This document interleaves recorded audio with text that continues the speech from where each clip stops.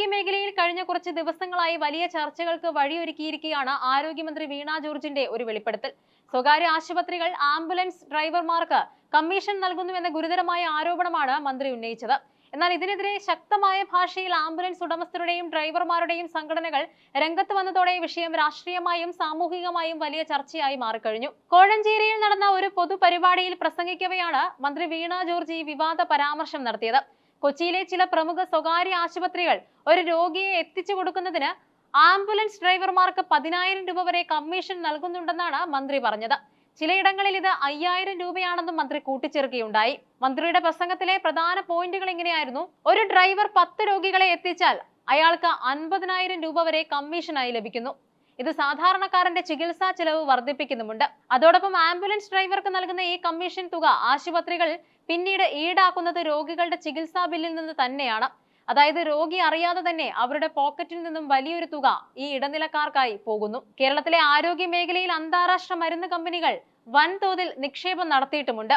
മറ്റ് സംസ്ഥാനങ്ങളെ അപേക്ഷിച്ച് കേരളത്തിൽ ഒരു ബെഡിന് 2.5 കോടി രൂപ വരെയാണ് ഇവർ നിക്ഷേപിക്കുന്നത്. ഈ വൻ നിക്ഷേപത്തിന് ലാഭം കണ്ടെത്താൻ ഇത്തരം അവിശുദ്ധ കൂട്ടുകെട്ടുകൾ ആശുപത്രികൾ ഉപയോഗിക്കുന്നുമുണ്ട്. തനിക്ക് ലഭിച്ച ഈ വിവരങ്ങൾ വെറുതെ അല്ലെന്നും പ്രമുഖ ഡോക്ടർമാർ തന്നെ തന്നോട് നേരിട്ട് പറഞ്ഞ കാര്യങ്ങളാണിതെന്നും മന്ത്രി പ്രസംഗത്തിൽ തറപ്പിച്ചു പറയുകയും ചെയ്തു. മന്ത്രിയുടെ പ്രസ്താവന പുറത്തു വന്ന ഉടൻ തന്നെ ആംബുലൻസ് ഉടമകളുടെയും ഡ്രൈവർമാരുടെയും സംഘടനകൾ ഇതിനെതിരെ രൂക്ഷമായ പ്രതിഷേധവുമായി രംഗത്തെത്തി. തങ്ങളെ ഒന്നടങ്കം അപമാനിക്കുന്ന പ്രസ്താവനയാണിതെന്ന് അവർ ആരോപിക്കുന്നുമുണ്ട്.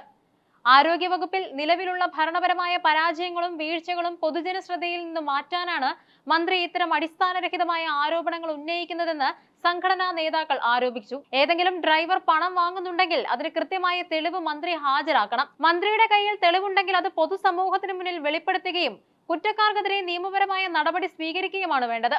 അല്ലാതെ ഒരു തൊഴിൽ മേഖലയെ മുഴുവൻ അടച്ചാക്ഷേപിക്കുന്നത് ശരിയല്ല. ഒരു രോഗിയെ ഏത് ആശുപത്രിയിൽ എത്തിക്കണമെന്ന് തീരുമാനിക്കുന്നത് ആംബുലൻസ് ഡ്രൈവർമാരല്ല. രോഗിയുടെ ബന്ധുക്കളോ അല്ലെങ്കിൽ പ്രാഥമിക ചികിത്സ നൽകിയ ഡോക്ടറോ ആണ് ഇക്കാര്യം തീരുമാനിക്കുന്നത്. അടിയന്തര സാഹചര്യങ്ങളിൽ ഏറ്റവും അടുത്തുള്ള സൗകര്യമുള്ള ആശുപത്രിയിലേക്ക് രോഗിയെ എത്തിക്കുക എന്നതാണ് ഡ്രൈവർമാരുടെ ഉത്തരവാദിത്തം. രാപ്പകൽ ഭേദമന്യേ സേവനം നടത്തുന്ന ആംബുലൻസ് ജീവനക്കാരെ മോഷ്ടാക്കളായും കമ്മീഷൻ ഏജന്റുമാരായും ചിത്രീകരിച്ചത് അംഗീകരിക്കാനാവില്ല. ഈ വിവാദം വിരൽ ചൂണ്ടുന്നത് കേരളത്തിലെ ആരോഗ്യ മേഖലയിലെ ചില ഗൗരവകരമായ പ്രവണതകളിലേക്കാണ്.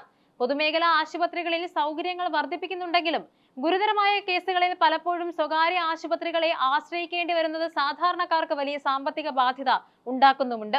സ്വകാര്യ ആശുപത്രികളുടെ കോർപ്പറേറ്റ് വൽക്കരണം വലിയ നിക്ഷേപങ്ങൾ കൊണ്ടുവരുന്നുണ്ടെങ്കിലും ലാഭത്തിന് മുൻഗണന നൽകുന്ന രീതി ചികിത്സാ ചിലവ് കുത്തനെ ഉയർത്തുന്നുണ്ട്.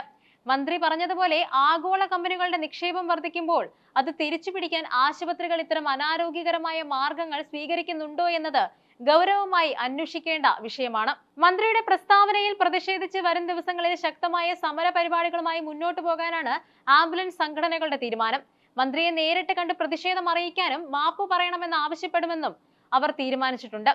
കേരളത്തിലെമ്പാടുമുള്ള ആംബുലൻസ് ഡ്രൈവർമാരുടെ ഇടയിൽ വലിയ പ്രതിഷേധമാണ് ഇതിനോടകം ഉയർന്നിട്ടുള്ളത്. ആരോഗ്യമന്ത്രി ഉന്നയിച്ച ആരോപണങ്ങൾ ഗൗരവകരമാണെങ്കിൽ അത് കേവലം ഒരു പ്രസംഗത്തിൽ ഒതുക്കാതെ ശക്തമായ നടപടികളിലേക്ക് നീങ്ങേണ്ടതുണ്ട്. കമ്മീഷൻ വ്യവസ്ഥ നിലനിൽക്കുന്നുണ്ടെങ്കിൽ അത് തടയാൻ കർശനമായ നിയമനിർമ്മാണവും നിരീക്ഷണവും ആവശ്യമാണ്. അതേസമയം ആത്മാർത്ഥമായി ജോലി ചെയ്യുന്ന ഒരു വിഭാഗം ജീവനക്കാരെ മൊത്തത്തിൽ ആക്ഷേപിക്കുന്നത് ഒഴിവാക്കേണ്ടിയിരുന്നു എന്ന അഭിപ്രായവും പൊതുസമൂഹത്തിൽ ഉയരുന്നുണ്ട്. ഈ വിഷയത്തിൽ കൂടുതൽ അന്വേഷണങ്ങൾ നടത്താനോ അതോ ആരോപണ വിധേയരായ ആശുപത്രികൾക്കെതിരെ നടപടിയെടുക്കാനോ സർക്കാർ തയ്യാറാകുമോ എന്നാണ് ഇനി അറിയേണ്ടത്.